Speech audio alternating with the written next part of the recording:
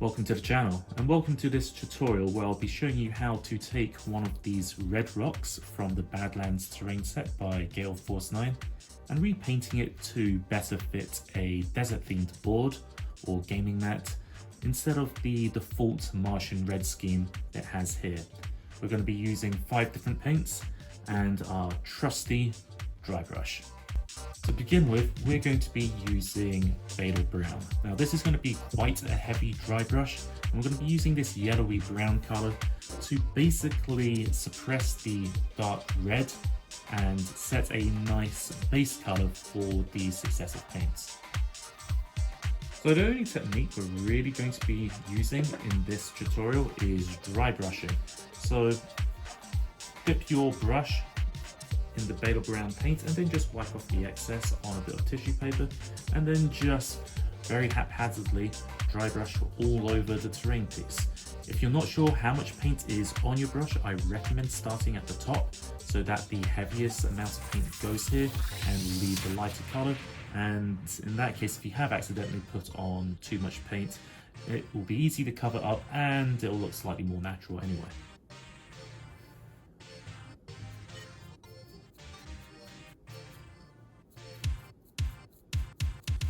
So what we're going to do is, as you can see here, I'm just applying it fairly liberally. It's quite a heavy dry brush at this stage, but that's absolutely fine. As I said, we're looking to largely suppress the red colour underneath. We want more of a browny yellow base for this terrain.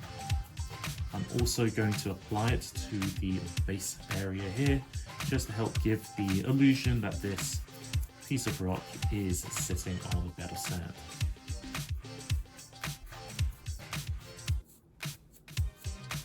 There we go. That will probably do for now. So, with this step done, we can immediately move on to the next step. When you dry brush paint, it dries very, very quickly, but the advantage of painting terrain pieces, especially ones based off natural formations like rocks, is you can actually move on from one stage to the next slightly without having to wait for the paint to dry fully in between, because it helps blend the colours together and gives a slightly more natural look. Next up, we've got Baneblade Brown. Now, Baneblade Brown isn't really a natural highlight for Badle Brown. You can tell it's a completely different tone, but it is a lighter colour and is going to help provide some variety to the piece and stop it looking quite so uniform.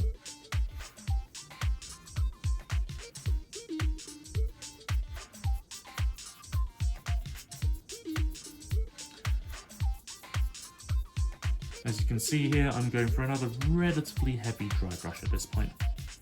You don't need to be too careful. I'm not looking at completely covering the Badle Brown we've already put already, but we want to help lighten up the rock, and this will allow us to do just that. Okay, that stage is now done. Alright, for the next stage we're going to apply our mid-tone, which is Zandi Dust. Zandi Dust will help provide a nice yellow colour to the rock and is significantly lighter than what we've put on so far, and this is kind of the default colour I want the rock to be. We put on the darker base colours, so now we're putting on the mid-tone. Now for this stage of dry brushing, I can still be fairly liberal with the paint.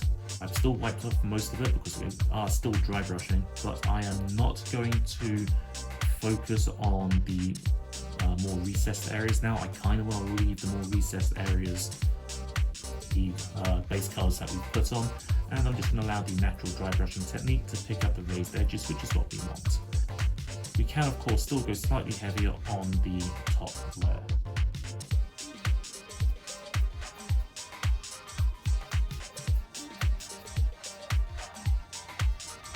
Okay, with the Zandi Dust now finished, we can immediately move on to the next step, where now we're going to actually start looking at some lighter dry brushing with the goal of highlighting the edged areas and the most top level surfaces that would be exposed to the sun of the rock. For the first highlight paint, I am going to be using Karak Stone.